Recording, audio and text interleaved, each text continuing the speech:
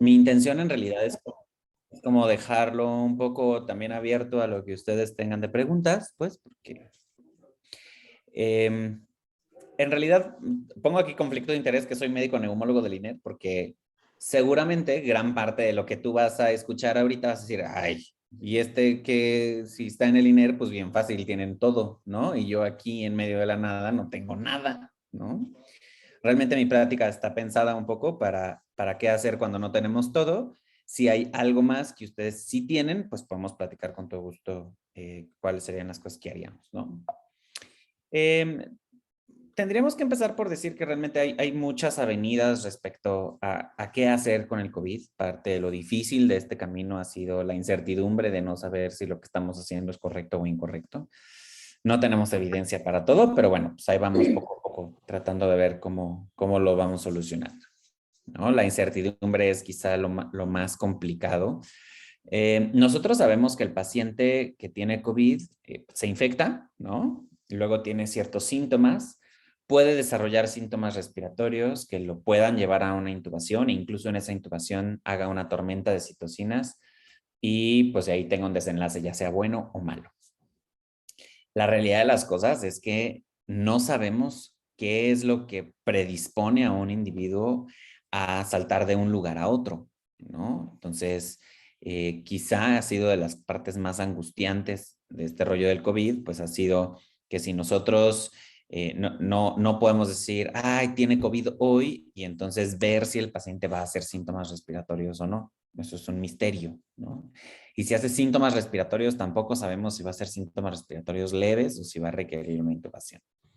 Entonces, ese tipo de cosas que a lo largo de los años hemos podido ir armando escalas pronósticas para el resto de las enfermedades, ¿no? Como por ponerles un ejemplo, si nosotros estamos en una neumonía común y corriente bacteriana, pues ya sabemos que hay una escala como el curve 65 que nos permite decir, este paciente se va a poner bien o este se va a poner mal, ¿no? Y pues eso nos permite tomar mejores decisiones. Eso es algo que no tenemos en el COVID, ¿no? De modo que, pues yo pongo esta imagen porque realmente para mí ver pacientes con COVID en realidad es ser un pastor, ¿no? Pues ahí vas así como cuidándolo, pues simplemente tratando de guiarlo por el camino del bien y que no se caiga al precipicio, pero bueno, pues ahí vamos haciendo poco a poco lo que se va pudiendo, ¿no? Entonces, de todos los pacientes con COVID, hay que entender que la gran mayoría de los pacientes son asintomáticos. ¿Ah? Quizás uno de los grandes problemas que ha tenido el COVID es que no necesitas tener síntomas para transmitir la enfermedad, ¿no? Entonces, con eso en mente, pues solo algunos de esos pacientes van a ser sintomáticos y de todos esos sintomáticos, solo unos pocos hacen neumonía.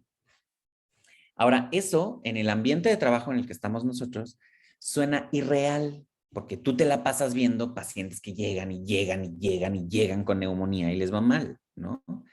Pero eso no significa que, o sea, eso es porque tú estás en un hospital y en un hospital se concentran todos los pacientes con neumonía, ¿no? Porque así está la estructura del sistema, ¿no?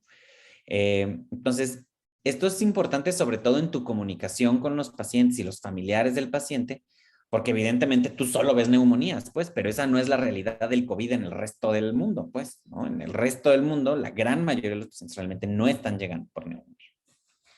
Y de todos esos pacientes que tienen neumonía, muy poquitos se intuban. Tú dices, oye, claro que no, de todas las neumonías que yo estoy viendo en el hospital, estoy intube. No sé si ustedes tengan intubación, pero si sí la tienen, pues, eh, oye, pues es que me llegan súper graves, ¿no?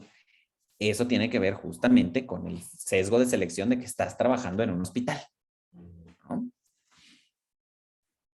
Eh, entonces, bueno, en realidad, pues uno de los primeros pasos que nosotros tenemos que hacer cuando vemos un paciente con COVID, pues es el triage, ¿no? Y en realidad, quizá parte de lo más difícil del triage hoy en día, pues es que cualquier síntoma, ¿no?, respiratorio puede ser dato de COVID y debe de ser considerado caso sospechoso. Cualquier paciente que en los últimos 7 días haya tenido cualquier síntoma respiratorio, ¿no? Si se han dado cuenta también a lo largo de la pandemia, los síntomas han ido cambiando, ¿no? Comparado, por ejemplo, con los primeros momentos de la pandemia en el que eran estas fiebres espantosas, pues ahora, por ejemplo, pues quizá los cuadros gripales son mucho más comunes, quizá con menos fiebre. No sé si se acuerdan, pero en algún momento del 2020 o 2021, uno de los signos clásicos del COVID era perder el olfato, ¿no? Prácticamente ahorita ya ninguna de las cepas que están en el mundo generan pérdida de olfato, ¿no? Entonces, ha ido cambiando el asunto con el tiempo, entendemos poco, pues, pero pues es importante que cuando ti te llegues, si tú estás en el área de recepción de pacientes, pues si tiene 2 o más síntomas, eso tiene que descartarse COVID. Sin embargo, en este pastoreo, lo que nosotros tenemos que buscar es si se fatiga o si se cansa al caminar, si tiene habla entrecortada o si su frecuencia respiratoria está más de 25. Si cualquiera de esas cosas pasa, entonces nosotros tendríamos que pensar que puede estar presentándose los síntomas respiratorios, ¿va? Entonces, en general, tú tienes 3 variantes, ¿no? Tienes un paciente que puede ser sano o tener alguna otra cosa que no sea COVID. Puedes tener un paciente que sea un caso sospechoso leve o un paciente que tenga un caso sospechoso, pero que además tenga algunos datos de gravedad. Específicamente en el manejo de estos pacientes, quizá más allá de regañarlo por haber venido al hospital, porque luego eso pasa, ¿no? Pues de lo que se trata simplemente es como de educarlo, ¿no? En caso de que tú tienes ya un caso que ya no es sospechoso, sino que es un caso confirmado, que está leve, que no tiene datos de gravedad, pues realmente lo que tenemos que insistir, pues es el aislamiento. De que esto llevas haciéndolo ya mucho tiempo, pues, pero son cosas que se nos olvidan. Luego no insistimos suficiente en el aislamiento. Actualmente la política es 10 días de aislamiento, ¿va? Ya no son 14, son 10 días a partir del primer día de síntomas.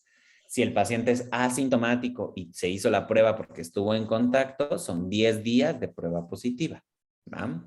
Ahora, hay gente que vive pues al día y que necesita trabajar y no puede estarse aislado 10 días. Lo que podemos hacer en esos casos es disminuir ese tiempo de aislamiento. Usualmente nos movemos a 7 días, ¿va? Con una prueba de antígeno negativa, ¿no? O sea, necesitas cumplir 3 condiciones para dar de alta al paciente antes de los 10 días. Que no tenga síntomas, que ya hayan pasado al menos 7 días y que tenga una prueba de antígeno negativa. La PCR nos sirve de seguimiento. Nosotros solo damos manejo sintomático y pues suele ser un bicho latoso, no es una gripa cualquiera, motivo por el cual pues lo que solemos hacer es alternar paracetamol con ibuprofeno cada 8 horas. Eso quiere decir que cada 4 horas el paciente está tomando algo, ¿no? Ni siquiera le damos chance de que haga fiebre, pues, ¿no? O sea, simplemente que empiece, se lo tome con horario para que no haya síntomas, ¿no? Parece mentira, pues, pero los pacientes quieren seguir haciendo ejercicio y esas cosas, pues, el reposo sí se vuelve importante. Pero en realidad, parte de lo importante es que en ese estar tirado en su cama, necesitamos que vigile específicamente pues su oxigenación o la presencia de los datos de gravedad, ¿no? Quizá una de las cosas más importantes de la vigilancia de los pacientes con COVID es la duración de la vigilancia, ¿va? Recuerden que el cuadro respiratorio del paciente con COVID difícilmente empieza en los primeros 3 días, ¿no? De hecho, el que empiece el cuadro respiratorio luego hace pensar en varias cosas. Uno, el paciente ya tenía síntomas antes, pero no los manifiesta. El clásico señor que no se deja sentirse mal, ¿no? Y entonces niega síntomas, pero llega al hospital con disnea y taquipnea y que llega desaturado. ¿Ah? Esa es una. Otra opción es que sea otro bicho que no sea COVID. Por ejemplo, si ustedes se acuerdan de la influenza usualmente tarda más o menos como 2 o 3 días en generar insuficiencia respiratoria. ¿Va? El COVID usualmente para empezar a generar síntomas respiratorios tarda entre 6 y 10 días. ¿Vale? Entonces, eso también es otra cosa que luego los pacientes los saca mucho de onda y luego nosotros como médicos no preguntamos bien cómo está la secuencia de los días, ¿no? Es muy importante que ustedes cuando reciban a su paciente con COVID entiendan muy bien cuándo empezó el paciente con síntomas, más allá de, siempre se hace luego mucho énfasis en cuándo se contagió o quién la contagió, eso realmente no nos importa, nos importa el primer día de síntomas, ¿no? Y casi siempre te dicen, no, doctor, es que 3 días antes yo ya andaba mal, lo de la garganta, ¿no? Entonces ya sabes que tienes que empezar no es el primer día de fiebre, pues, o sea, el primer día de síntomas, y si el síntoma fue la garganta, pues la garganta será, ¿no? Y a partir de ahí empezamos a contar. Ahora, hay que comentar que hay fármacos que se consideran experimentales, ¿no? Y que, pues, en realidad, cuando estábamos en el 2020, tenían como todo el sentido del mundo empezar a probar cosas, pues, pero ya hoy por hoy, ya sabemos que hay muchas cosas que no tienen nada de sentido, ¿no? De todo de toda esta lista de fármacos experimentales que existieron, el único que se mantiene son los esteroides. ¿Ah? Y realmente es que los esteroides han sido lo único que ha demostrado que hace o marca una diferencia en el tratamiento. ¿Va? Ahorita les voy a platicar un poquito más de dónde vienen estos fármacos experimentales y por qué fue que empezaron a salir como un factor.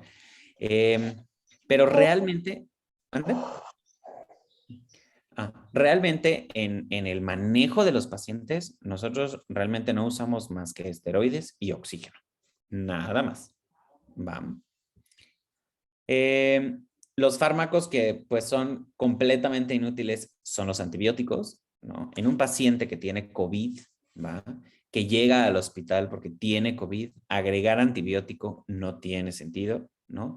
Al contrario, cambia la flora y predispone a que si en algún momento lo tenemos que tener en algún, digamos, algún dispositivo de ventilación, pues incluso haga sobreinfección bacteriana, ¿no? Entonces, nosotros realmente, todos los pacientes, o sea, entra el paciente con COVID, no le soltamos antibiótico, solamente soltamos el esteroide y el oxígeno como único manejo, ¿no? En el manejo intrahospitalario usamos anticoagulante, sí, pero únicamente como el de cualquier otro paciente que está hospitalizado y que no se mueve, pues, ¿no? O sea, es enoxa profiláctica, ¿no? O si no tienes enoxaparina, pues le puedes dar heparina profiláctica, dosis profiláctica, pues, o sea, no estamos tratando una tromboembolia pulmonar, pues, no usamos dosis plenas. Cuando el paciente tiene datos de gravedad, pues entonces en realidad tendríamos nosotros que tomar una oxemia, ¿no? O sea, si vemos que el paciente respira rápido, le falta el aire y demás, pues tendríamos que tomar la oxemia. Si la oxemia es normal, pues realmente entonces eso, la causa de todos esos síntomas de frecuencia respiratoria rápida y demás, pues quizá tengan que ver más con la ansiedad de tener COVID que con otra cosa. ¿Va? Realmente es que el paciente con COVID en ese sentido es muy franco a la hora de deteriorarse y empieza con disminución de la oxemia, ¿no? Ahí tendríamos que distinguir entre un caso grave o un caso moderado y usualmente esa clasificación se hace poniéndole oxígeno. Si cuando llega al hospital el paciente desatura, lo que sigue es que antes de ponerle cualquier cosa, tú le pongas oxígeno. ¿Va? Y si tú con oxígeno logras mantener por puntas nasales la oxemia por arriba de 90, clasificamos ese caso como moderado. Y normalmente nosotros los casos moderados los mandamos a su casa con oxígeno en su casa. ¿Va? Y los casos graves son aquellos que pese a tener puntas nasales a 5 litros por minuto, no saturan arriba de 90, pues esos ya nosotros decimos son pacientes que se tienen que quedar en el hospital. ¿Va? Ahora, también tiene mucho que ver en qué día está el paciente. Por eso les digo, preguntar el día de inicio de síntomas se vuelve muy importante, específicamente porque si tú tienes un paciente que va en el día 12 de síntomas y llega y está desaturado y con 3 litros por minuto el paciente satura a 90%, pues es un paciente que te da cierta tranquilidad de que ya va en los últimos días de la inflamación. Acuérdate que la inflamación sucede entre el día 7 y el día 10. Entonces dices, bueno, pues este paciente probablemente ya va en la colita, ¿no? Lo puedo mandar a su casa con tranquilidad. Cosa diferente si me llega un paciente que necesito ponerle 3 litros para que estructure a 90 y va en el día 6 o 7, ¿no? Digo, este apenas está empezando, ¿no? A ese paciente, si tengo espacio, incluso podría considerar ingresarlo al hospital. Si el caso es moderado, usualmente los mandamos con tratamiento sintomático y estos pacientes casi siempre tienen mucha tos, ¿va? La tos del COVID casi siempre está asociada a broncoespasmo, ¿no? Y usar broncodilatadores les ayuda mucho. Entonces nosotros solemos usar salbutamol como manejo para la tos, ¿va? Y en los pacientes que requieren mandarse a su casa, pues nosotros aquí en el hospital, antes de mandarlos a su casa, solemos tomarles una tomografía, ¿va? Eso no está avalado por la ciencia en realidad, se las solemos tomar sobre todo para los pacientes estos limítrofes que les platico, ¿no? Que va en el día 7, ¿no? Y digo, bueno, pues le voy a tomar un ATAC para ver el nivel de afectación y si está muy afectado, pues eso también me ayuda a decir, ¿sabes qué? Lo voy a dejar en el hospital, ¿no? Ahora, si ese recurso no está, pero está el recurso de la radiografía, tampoco es mala idea, pues, ¿no? Que en los pacientes limítrofes ustedes utilicen la imagen para tomar decisiones es útil. El que tenga un parchecito no significa que tenga que estar hospitalizado. Sí puede significar que necesite oxígeno, ¿va? Ahora, ahí es importante que le expliquen al paciente que el oxígeno lo van a usar por 24 horas al día, ¿no? O sea, lo tienen que usar todo el tiempo como si estuviera hospitalizado, pero pues va a estar en su casa y suele ser de 7 a 10 días, ¿va? Aquí voy a hacer una pausa también para platicarles. Acuérdense que un proceso de neumonía, el que ustedes quieran, por estreptococo, neumonía, influenza, COVID, lo que ustedes quieran, tarda más o menos 3 a 4 meses en quitar las huellas radiográficas, ¿va? Lo que ha estado pasando con el COVID es que le da COVID a un paciente con neumonía, le toman un ataque y luego le toman un ataque dentro de un mes y resulta que todavía tiene radiopacidades. Y entonces dicen, es que este paciente tiene post-COVID, tiene fibrosis y entonces ya tiene secuelas de COVID. Eso no es cierto, ¿va? Esas huellas radiográficas no se van a quitar hasta dentro de 3, 4 meses. La indicación de seguimiento tomográfico de un paciente o radiográfico de un paciente con COVID es si después de 4 meses el paciente persiste con algún síntoma, entonces hay que hacer estudios. Y lo que se van a dar cuenta es que la gran mayoría de los síntomas residuales desaparecen en las primeras 3 semanas después de resuelto el cuadro.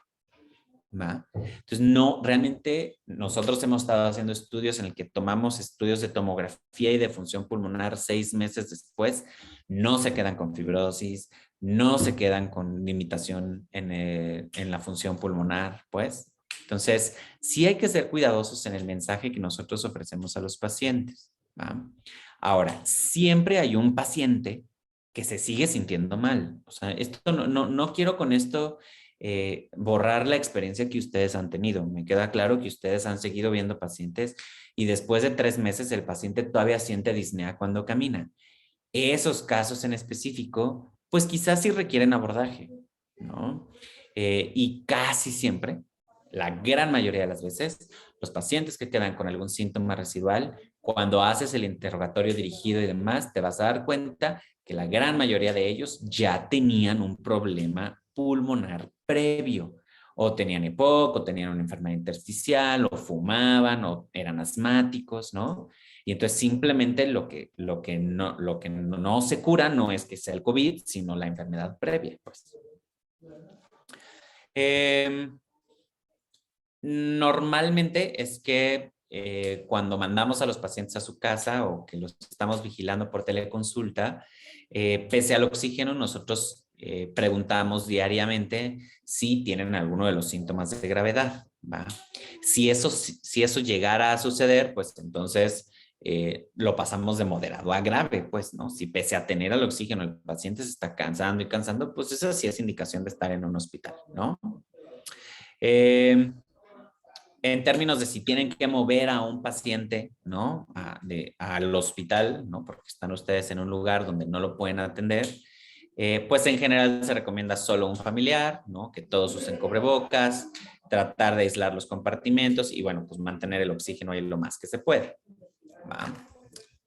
Entonces, voy a pasar a otra parte de la plática, que estrictamente lo que va a buscar es explicar lo que tenemos de tratamientos hasta ahora.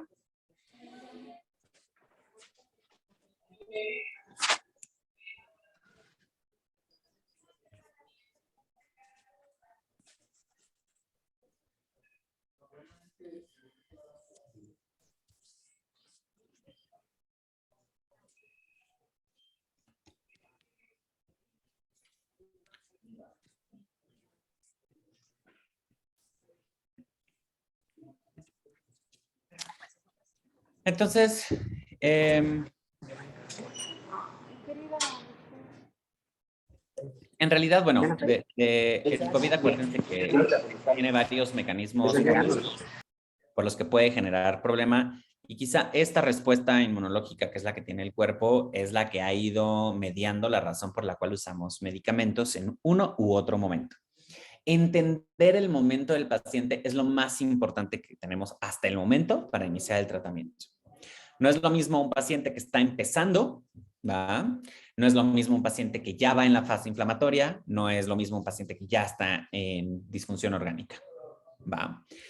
Lo que casi siempre sucede es que nosotros queremos usar los tratamientos avanzados y así súper rimbombantes, los queremos usar cuando el paciente ya está en falla multiorgánica, y la gran mayoría de las veces los pacientes no tiene evidencia de que darles esos medicamentos en ese momento sirva de algo.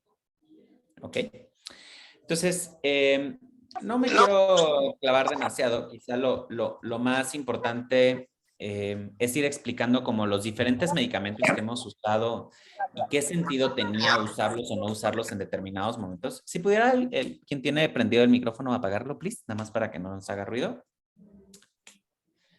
Entonces, específicamente, el virus del COVID es un virus que se endosita, y entonces inicialmente una de las grandes ventajas o de los tratamientos era decir, bueno, pues voy a evitar la endocitosis, ¿no? Y para evitar la endocitosis, pues uno de los medicamentos que hemos usado a lo largo de mucho tiempo, pues son los antimaláricos, ¿no? Los antipalúdicos, como la hidroxicloroquina y la cloroquina, que en realidad, pues hoy por hoy ya sabemos que pese a que tienen evidencia in vitro de que disminuyen la endocitosis, ya en los pacientes vivos, pues en realidad no sucede, ¿va? Ahora bien, en algún otro momento dijimos, bueno, vamos a evitar que el paciente, que el virus se replique, ¿no? Y por eso, pues vamos a usar uno de los medicamentos que usamos para evitar la replicación viral, como puede ser el opinavir ritonavir, ¿no? El Caletra. Sebastián, quería nada más comentarte, si nos desconectamos por el tiempo, por lo de Zoom, quería ver si nos volvamos a conectar a la misma sesión, no hay ningún problema. Te aviso Sin por problema. si acaso, ¿sale? Adelante. Para todos igual. ¿Va? Entonces, ya también vimos que el Caletra realmente hace muy poco efecto específicamente sobre SARS-CoV-2. Claro que el Caletra sirve, pues, para el VIH, pues, ¿no? Así como la hidroxicloroquina sirve para quitar el paludismo, ¿no? Y quizá uno de los primeros hallazgos que tuvimos de éxito fue el uso de Remdesivir, y el Remdesivir lo que hace es que evita la replicación viral, ¿va? Específicamente la replicación del RNA viral, y entonces tiene sentido usarlo en los momentos en los que replicación del virus es importante, y eso sucede pues en las primeras 48 horas, a lo mucho 3 días, ¿va? Entonces, el Remdesivir, que es un medicamento intravenoso, es un medicamento caro, ¿no? Que nosotros casi siempre queremos usar en el paciente que está hospitalizado. Pues acuérdense que el paciente hospitalizado pues llega con nosotros pues, por ahí del día 7, día 10, porque pues antes de eso no, ¿no? Entonces, tiene muy poco sentido usar Remdesivir en el escenario de un paciente que ya nos llegó. Esto es algo que deberíamos estar usando pues, en la primera consulta de COVID, ¿va? Ahora, ¿a qué pacientes nosotros hemos empezado a darles el beneficio del Remdesivir? O sea, hemos llevado de los primeros 3 días, que es lo ideal, lo hemos alargado un poco como al día 7, ¿no? A los pacientes que son inmunosuprimidos, ¿no? Por ejemplo, que tienen artritis reumatoide y están tomando metotrexate, y que luego a veces empiezan en el día 5 o en el día 6, o un poquito antes de lo normal, con datos respiratorios. A esos pacientes a veces sí les soltamos remdesivir y puede llegar a funcionar, ¿no? Pero ya viene siendo un poco tarde, ¿no? Otra de las estrategias es decir, bueno, vamos a frenar el proceso inflamatorio que se produce, ¿no? Vamos a tratar de no meternos con cómo el virus se mete a la célula, sino con la respuesta corporal. Y quizá una de las primeras cosas que salieron, pues evidentemente fueron los esteroides, ¿no? Los esteroides sin duda han sido un parteaguas en el tratamiento de COVID, pero quizá lo más importante es entender en qué momento hay que dar el esteroide, ¿no? El esteroide se empieza en el momento que inician los síntomas respiratorios. Y el síntoma respiratorio, como les platico, no puede ser la tos, porque la tos es broncoespasmo, no es que tenga neumonía. Entonces, si el paciente está más o menos entre el día 7 y el día 10 y empieza con datos de dificultad respiratoria o empieza a bajar la oxigenación, en ese momento usamos esteroides.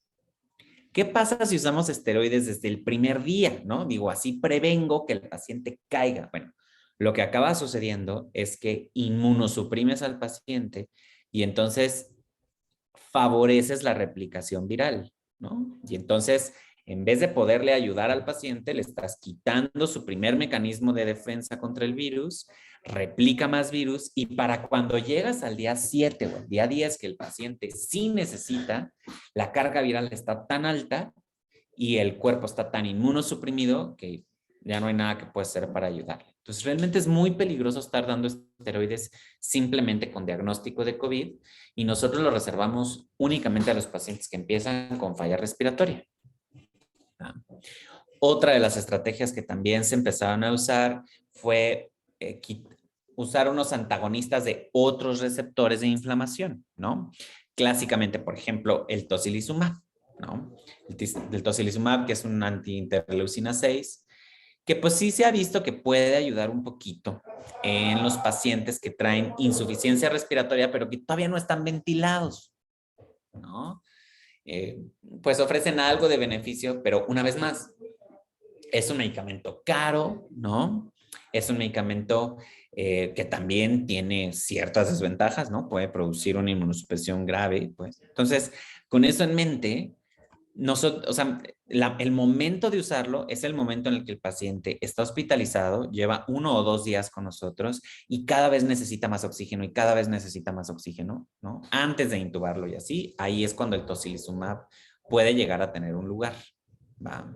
Realmente es que en pacientes ya con ventilación mecánica, estar usando cualquiera de estas cosas es una patada de ahogado y en muchos sentidos una pérdida de dinero, ¿va?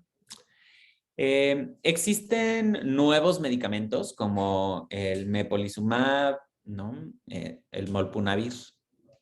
Eh, el molpunavir específicamente.